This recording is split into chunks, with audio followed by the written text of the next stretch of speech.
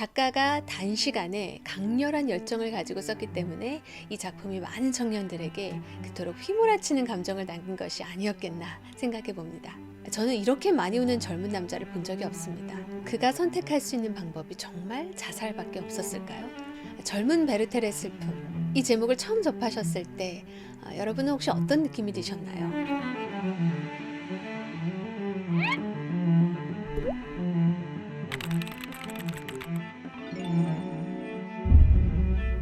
안녕하세요. 책 읽는 미안입니다. 민음사 세계문학 전집 완독 챌린지 괴테를 읽는 중입니다. 25권 젊은 베르텔의 슬픔을 읽고 왔습니다. 이 책은 예전에 과제 때문에 빠르게 훑어본 적이 있는 소설인데요. 당연히 그 당시 감흥을 느끼기 어려웠죠. 지금까지 딱히 남아있는 인상도 없고요. 왜냐하면 이 소설은 스토리가 중심이 되는 소설이 아니라 감정선이 중요한 소설이기 때문입니다. 스캔하듯 읽을 수가 없어요. 몰입해서 주인공의 감정을 따라가지 않으면, 그래서 공감하지 않으면 별 의미를 얻기 힘든 소설입니다. 괴테는 오랜 시간을 붙들고 쓴 작품들이 많은데 이 작품은 뒤에 보면 14주 만에 완성했다고 하죠. 14주, 그것도 엄청 짧은데 괴테의 자서전을 보니까 단 4주 만에 초고를 완성했다고 하더라고요. 외부와 완전히 격리되어서 어떤 것도 미리 지면에 구상해 놓지 않고 휘리릭 쓴 거예요. 이해가 되긴 합니다. 이렇게 강렬한 감정을 다루는 소설을 어떻게 오래 붙잡고 있을 수가 있었겠습니까? 지치고 말죠. 작가가 단시간에 강렬한 열정을 가지고 썼기 때문에 이 작품이 많은 청년들에게 그토록 휘몰아치는 감정을 남긴 것이 아니었겠나 생각해 봅니다. 이 소설은 한 무명의 편집자가 베르테르에 관한 자료를 모아 공개한 형식으로 되어 있습니다. 대부분이 약 1년 반 동안 베르테르가 친구 비렐름에게 보낸 편지로 구성되어 있고요. 로테에게 쓴 편지도 몇 개 포함되어 있고 후반에는 편집자의 설명도 보태져 있습니다. 맨 처음에 편집자는 베르테르의 슬픔을 보며 위안을 얻으라고 독자에게 말합니다. 그러나 많은 청년들이 이 소설을 읽으며 위안을 얻었나요? 네, 실제로 소설을 읽으면 주인공 베르테르와 함께 같이 슬프고 우울해지는 것을 느낄 수 있습니다. 비슷한 감정의 경험을 공유한다는 위안은 줄지 모르지만 새로운 희망을 갖게 하는 그런 위안을 주는 책은 아닌 거죠. 저는 최근에 워낙 괴테에 관심이 많아진 데다 이 소설이 작가의 개인적 경험에 바탕을 두고 있으니까 그의 자서전 시와 진시를 참조하는 것이 도움이 되겠다고 생각했습니다.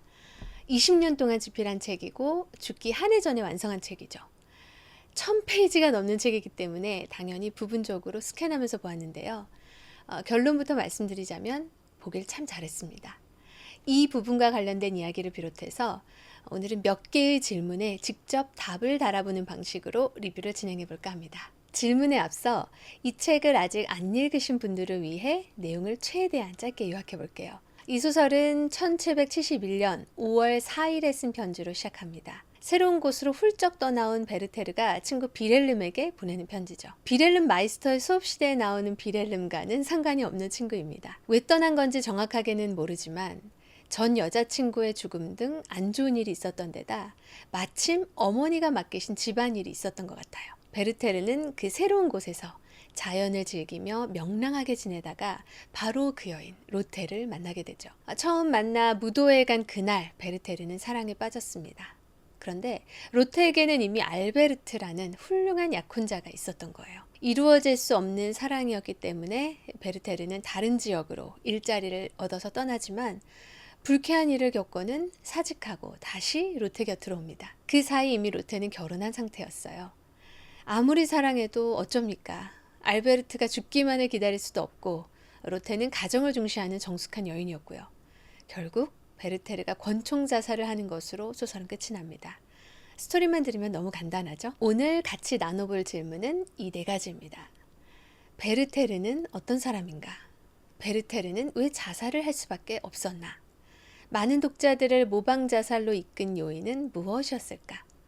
이 소설의 제목은 왜 젊은 베르테르의 슬픔일까? 먼저 베르테르라는 사람을 좀 알아야 그의 감정선도 따라갈 수 있을 텐데요.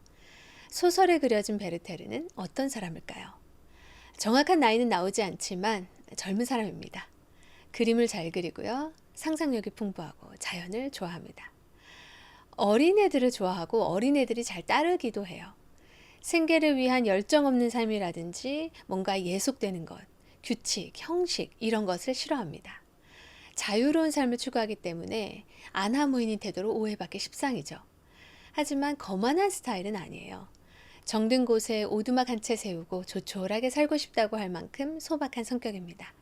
호메로스와 오시아네 시를 특히 좋아하고요. 무엇보다 감정이 풍부합니다. 그 감정을 직접적으로 표현도 잘해요. 로테를 몰래 사랑한 것이 아니란 말이죠. 대놓고 사랑을 표현했습니다. 로테가 적당히 해주세요 라고 말할 정도면 감이 잡히시죠? 눈물. 저는 이렇게 많이 우는 젊은 남자를 본 적이 없습니다. 그런데 그 젊은 남자의 눈물이 참 강력하기는 한 것 같아요. 사람은 되게 나이가 들면서 눈물이 적어지지 않습니까? 마음의 고통이 얼마나 심한지 그는 눈물로 나타냅니다. 그래서 독자는 그를 가여워할 수밖에 없어요. 그런데 아무리 고통스러워도 그가 선택할 수 있는 방법이 정말 자살밖에 없었을까요? 이 소설의 비극은 바로 그가 최종적으로 선택한 자살에 있지 않겠습니까? 같은 상황에서 모든 사람이 그처럼 극단적인 선택을 하지는 않을 텐데 그는 왜 자살을 할 수밖에 없었을까요? 저는 소설 속에서 그 이유를 찾아보았습니다. 그리고 이렇게 정리해 보았습니다. 그에게는 마음이 가장 중요한 것이었고 그 마음에서도 가장 중요한 것이 사랑이었다. 그것을 뺀 그의 인생은 아무 의미가 없는 것이었는데 그에 대해 그가 할 수 있는 것은 아무것도 없었다. 어떤 희망도 가질 수 없었던 그에게 그저 고통을 끝내는 것만이 유일한 탈출구였다. 네, 그에게는 언제나 마음이 전부였습니다. 그는 평소 불쾌감을 느끼는 것 자체를 죄악시했고요. 스스로 마음을 통제할 수 있다고 생각하는 사람이었습니다. 행복과 불행은 자기 마음에 달려있다고 생각했어요. 그런데 로테와의 관계에서 마음속 불쾌감, 불안, 초조, 공허함을 없앨 방법이 없는 거예요. 자기 힘으로 안 되는 겁니다. 다른 사람의 아내가 되었다. 그럼 뭐 그걸로 끝. 그는 결코 우발적으로 자살을 결행한 것이 아닙니다.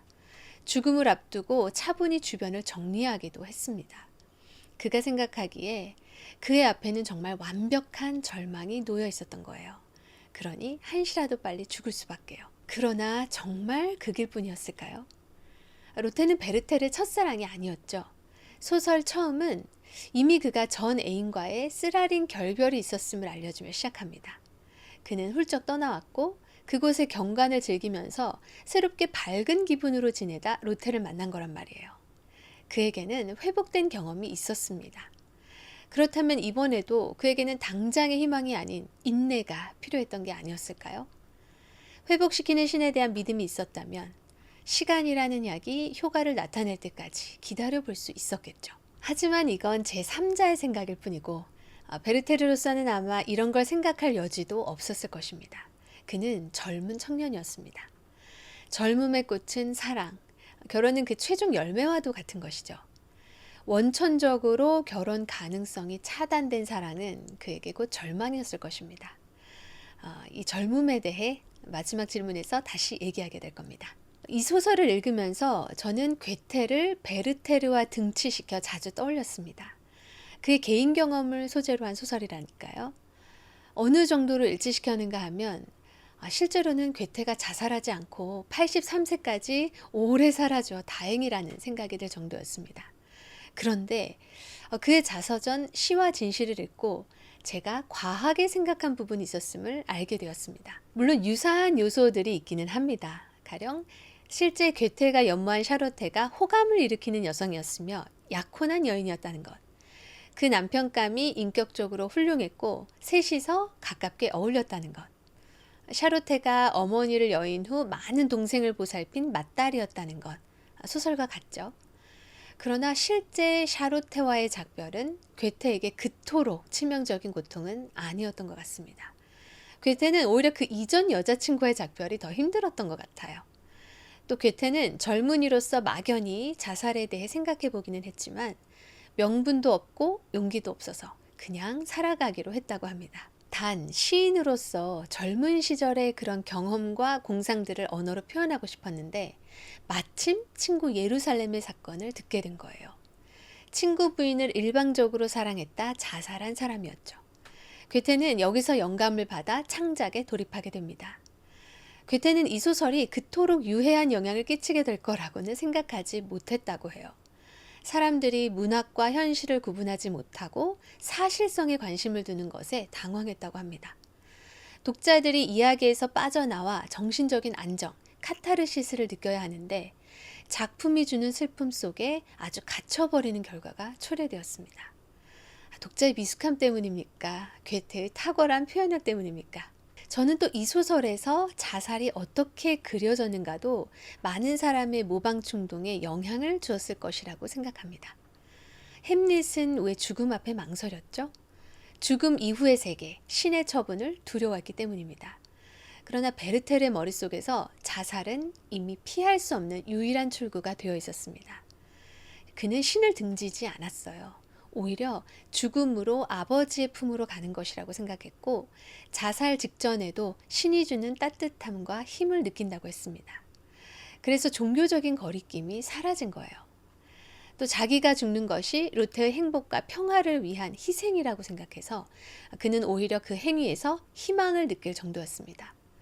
베르테르는 로테를 처음 만날 때 입었던 푸른 연미복에 노란 조끼를 입고 죽죠. 얼마나 아름답고 슬프게 처리된 죽음입니까? 무엇보다도 이 소설의 죽음이 강력한 호소력을 갖게 된 것은 주요 독자층이 젊은이였기 때문이라고 생각합니다. 제가 이 소설의 핵심을 젊음으로 보는 이유입니다. 젊은 베르텔의 슬픔, 이 제목을 처음 접하셨을 때 여러분은 혹시 어떤 느낌이 드셨나요? 저는 젊음이라는 단어가 유독 눈에 들어왔던 기억이 납니다. 그냥 베르텔의 슬픔이 아니고 예술가 베르테르랄지 잘생긴 베르텔의 슬픔이 아니고 하필 젊은 베르테르구나. 오랜 시간이 지나 이번에 다시 읽는데도 그 단어가 계속 신경이 쓰이는 겁니다. 심지어 초반에 베르테르가 편지에서 청춘 시절이 어떻고 어떤 젊은 사람이 어떻고 하는 부분에서는 베르테르의 나이를 의심하기도 했답니다. 베르테르가 알고 보면 젊은 사람이 아닌가? 보통 젊은 사람 본인은 그런 단어를 잘 안 쓰지 않나요? 저는 그 거슬림을 계속 간직한 채 소설을 읽어나갔고 소설을 정리하는 지금 역시 베르텔의 슬픔 그 비극적 근원의 핵심에는 젊음이라는 요소가 있다고 생각합니다. 젊음을 생각하면 끓어오르는 피가 연상되죠. 별로 낭만적 기질이 아닌 사람도 낭만적인 시를 쓸 수 있는 시기.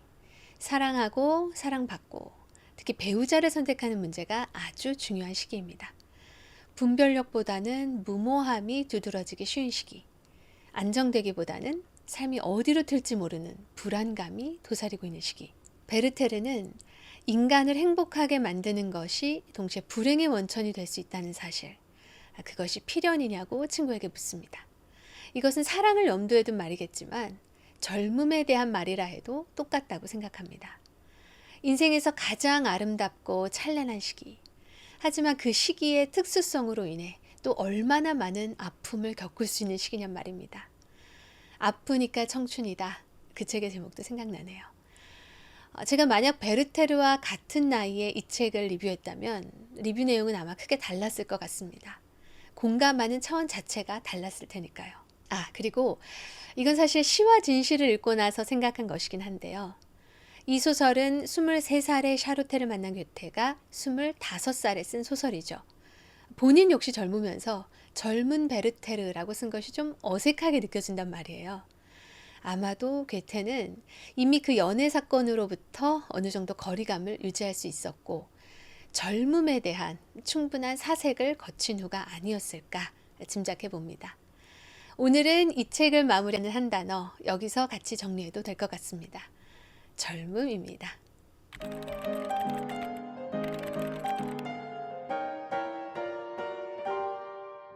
정확한 이름은 모르고 M 부인으로 나오는 사람입니다.